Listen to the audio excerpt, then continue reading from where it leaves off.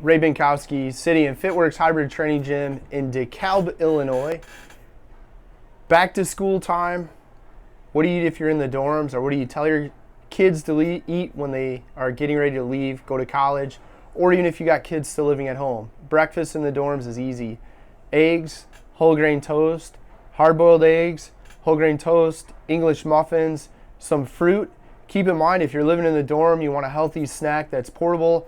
Ask the kitchen to give you some hard-boiled eggs. Take them back to your dorm room. For lunch, hit the salad bar first. Go heavy on the vegetables, easy on the dressing, and then take a look at what hot meals are available. Same thing for dinner. Hit the salad bar first, load up on the vegetables, then take a look at what hot meals are available for dinner.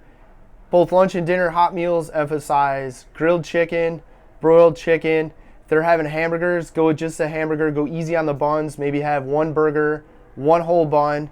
No reason, because it's all you can eat, to pig out and drop anchor. Same thing at dinner. If they're offering fish that's broiled or baked, chicken, or any type of beef or turkey, totally fine, great choice. Pair it with a couple vegetables as sides, you'll do just fine. Things to go easy on are going to be mashed potatoes, french fries, rice, pasta 1 or 2 days a week. If you're new to the dorm experience, the all you can eat, maybe allow yourself to go overboard, but keep it at that. For those that have kids living at home, same thing at home. Eggs for breakfast, make protein waffles. Check out eatbycolor.com for an awesome protein waffle recipe. It's what we use with our kids. Yogurt, overnight oats, great breakfast options.